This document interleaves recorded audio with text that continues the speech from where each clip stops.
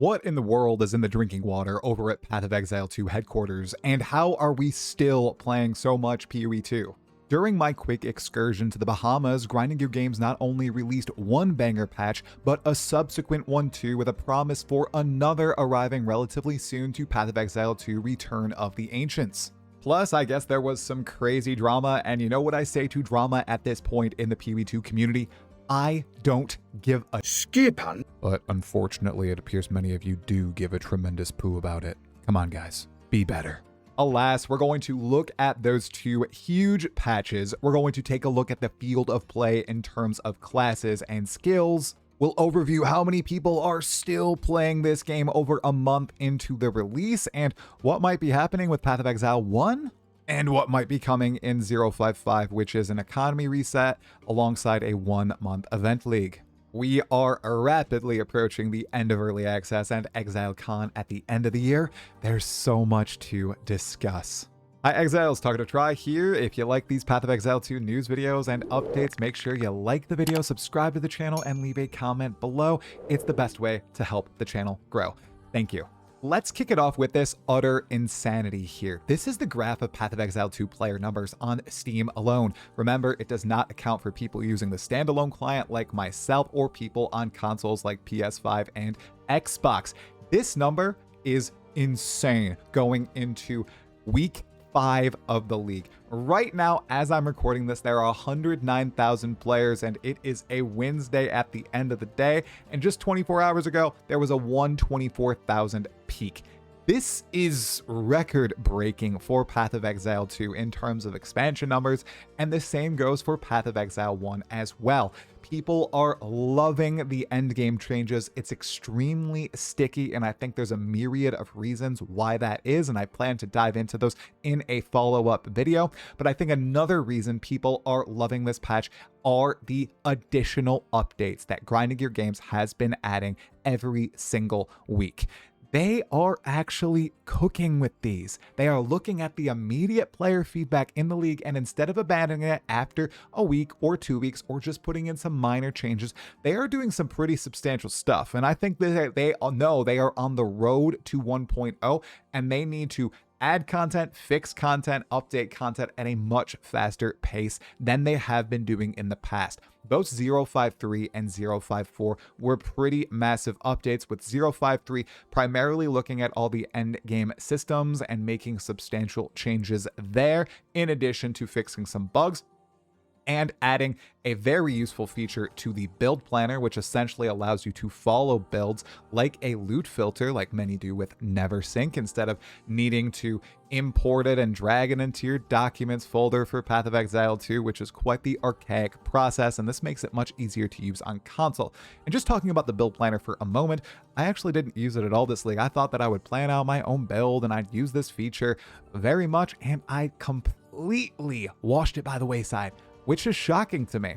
And then we looked to 0.54, and primarily 0.54 looked at Expedition and Runes of Eldur, which appear to have been basically merged into one mechanic. They went as far as to add an Expedition Atlas passive tree to the game with a bunch of new nodes where you get the points just by beating the bosses, and a lot of these notables were pretty game-changing for both Runes of Eldur and Expedition. There was also another massive change here in terms of new content that finally fixed unique items and allowed them to be usable while leveling. The exact patch note reads as follows: unique items that grant skills now use the lowest level of the skill that you meet the requirements of when equipped, scaling up to the maximum described level on the item as you meet the skill requirements.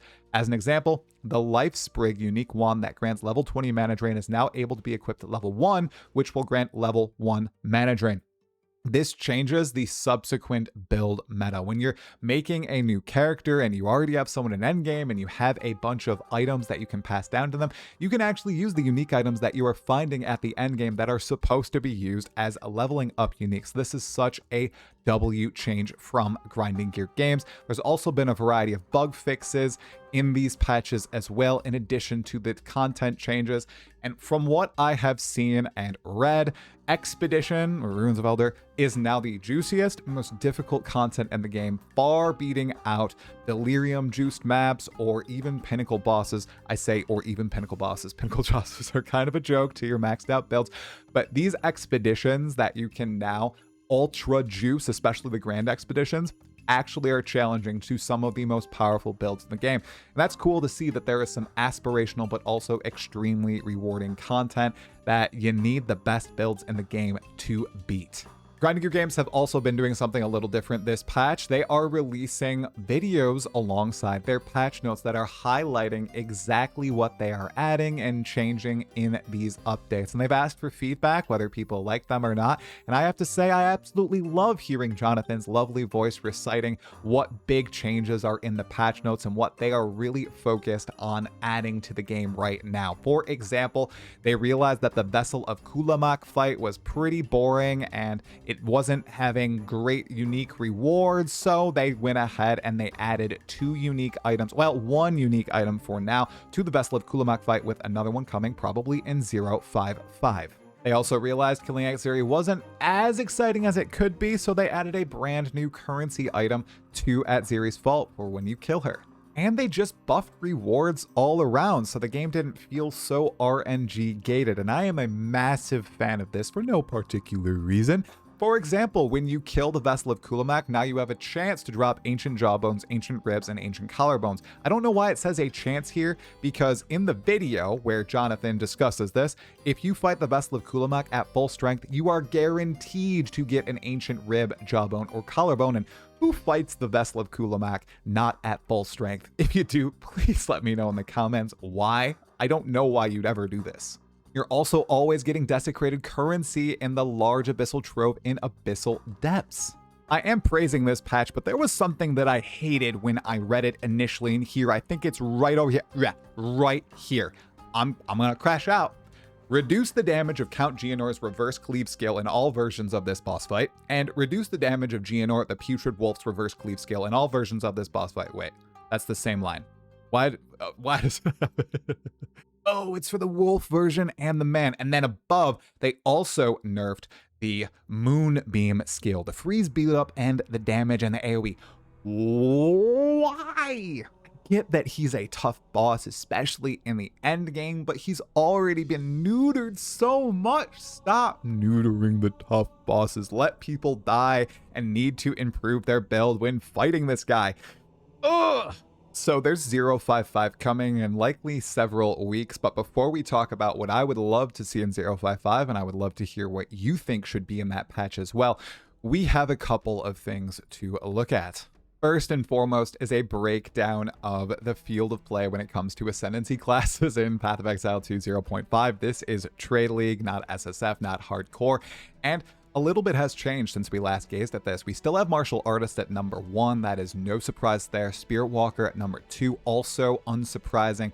Number 3 has shifted though away from the Deadeye into the Gemling Legionnaire. The Gemling Legionnaire seriously is the breakout Ascendancy of this patch, and it really took, I say, minor changes, but they were pretty major. It was just a couple notables change for the Gemling Legionnaire, which added so many options, a diverse variety of skills available to the Gemling, and it was just from that one notable change. So I really think we'll get to this in a moment, that's all some of these classes need. Something that is so game shifting, and it can be just one notable, and that will cause those classes to see a surge in gameplay.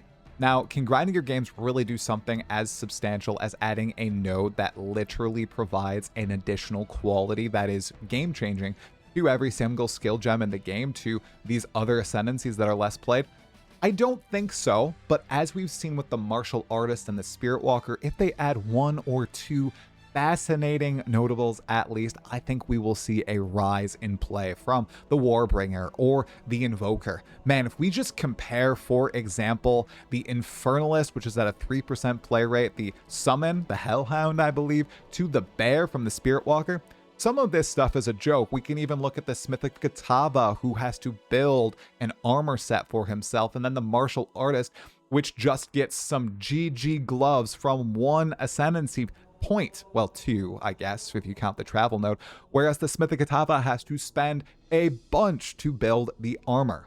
There's just a bunch of outdated Ascendancy design decisions here, and I think their philosophy has evolved from 0.1 to 0.5, and a lot of the Ascendancies need to be brought up to par to these way cooler and interesting ones. If we are not filtered by any particular Ascendancy and we just look at the field of play when it comes to the main scales, there is quite a bit of build variety here. There's nothing that is just completely dominating the pack like in 0.4, 0.3, or 0.2. There's a lot of different viable skills here, but it's still a subset compared to the vast number of skills that are in Path of Exile 2. And I know this is what they're looking to address in 0.5.5. But before we do that, before we look at what 0.5.5 just might bring, I wanted to just let this bubble to the surface for a moment. Path of Exile 1, it has an event league going on right now, Return of Trial of the Ancestors, where you can go and you can play Trial of the Ancestors with some new tattoos. The 1 month event league before the new league comes out on July 24th. The reveal is on July 16th.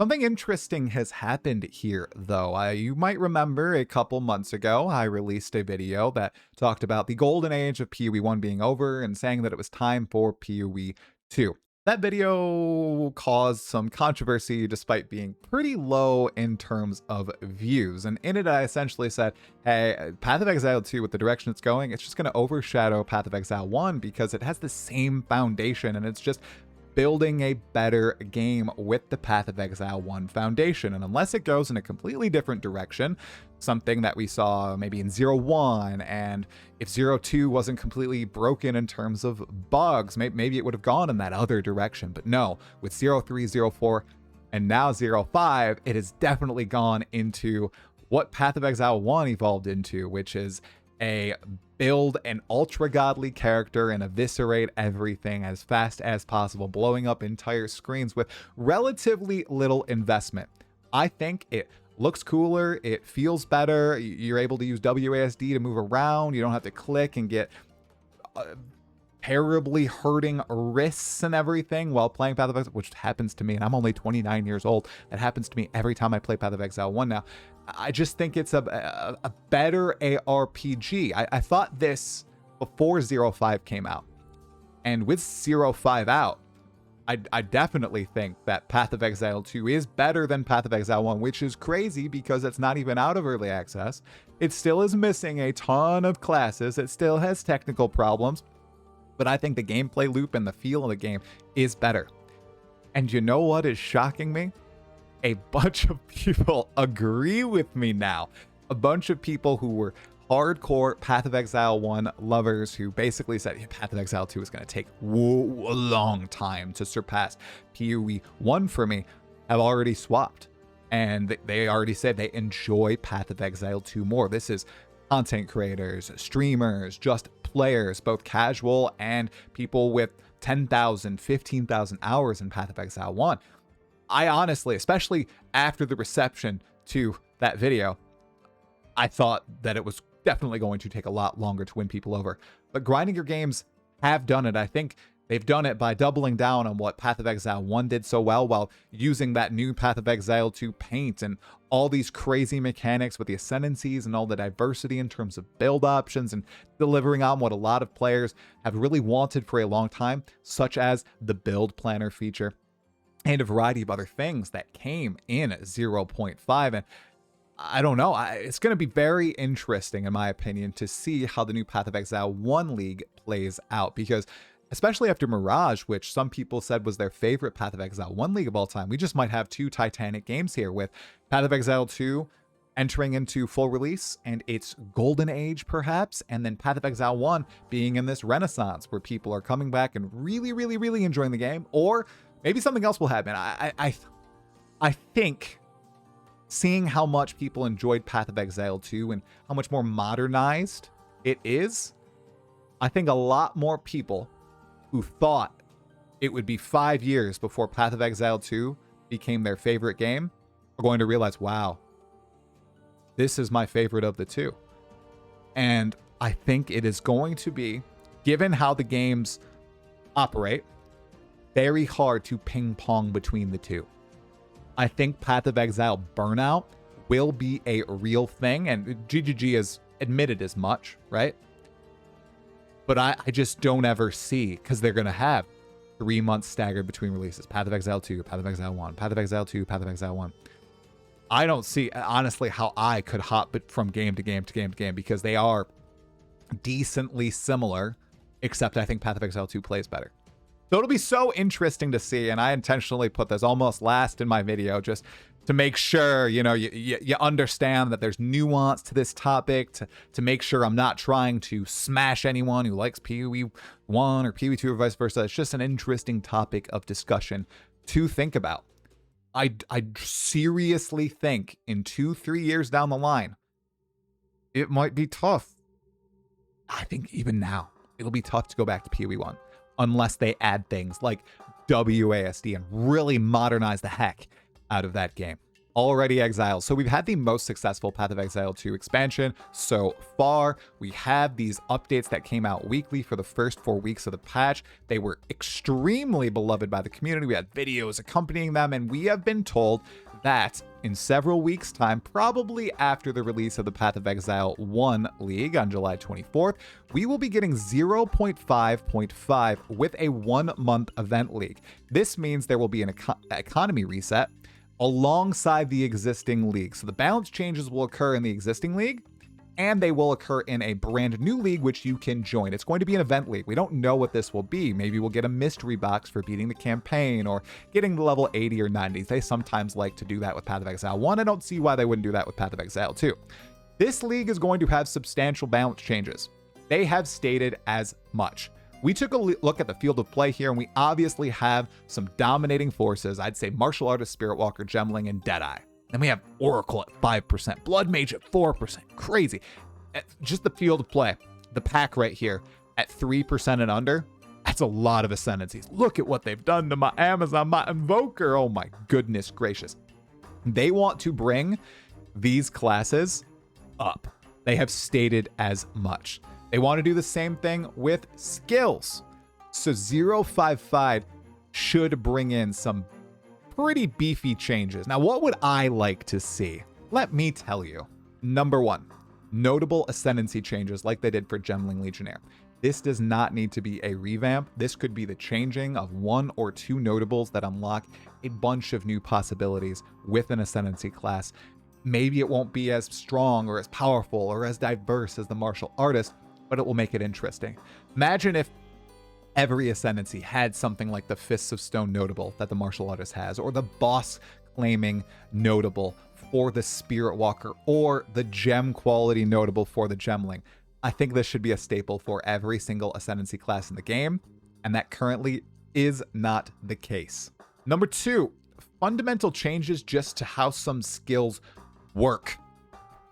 There are skills that feel great with combos or just standalone, and there's a set of skills that just don't. They just feel bad no matter what you do with them, whether you're comboing with them or you are using them as a primary skill. These skills need to be looked at. They might be too clunky, maybe you stand in place while using them, maybe their animation is just complete jank and you can get knocked out of it, or it makes you feel like you're losing control of your character. There's just a variety of things here. Maybe they scale in an odd way, like Fireball. Fireball doesn't really scale really well at all. Maybe you should be able to scale the AoE of it instead of just, you know, how much damage it does. And there are a lot of possibilities here, but I think that's what needs to happen with skills. I don't think numeric adjustments will be enough for a lot of these skills that don't see high play rates. I think the fundamental feel of the skill needs to be adjusted. Maybe that's a smoother animation. Maybe that's less attack time. Maybe that's adding a way for it to combo better with skills it's supposed to combo with. Just something in that vein for these skills that people aren't touching.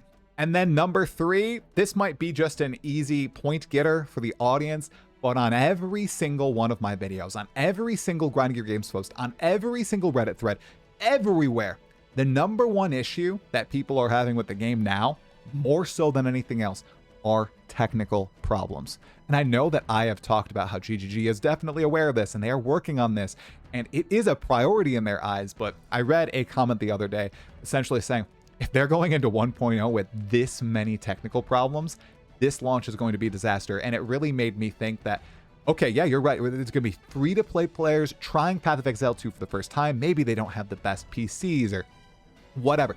If their first experience is super glitchy, they're crashing, FPS drops, and the like, I do think that optimization and making sure these crashes don't happen with the latest drivers is a top priority for grinding your games.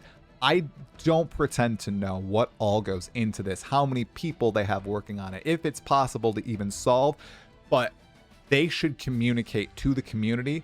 They are on top of it, and they are actively trying to solve all these problems, which have bubbled to the top after being pretty high priority in 01, 02, 03, and 04. Now, it's like the one big remaining thing that people are complaining about. I'd really like to see it addressed for 1.0 coming in December. Those are my top 3. What are your top 3? Let me know in the comments below. I'd love to read them. And that's all the Path of Exile 2 for today. Bye-bye.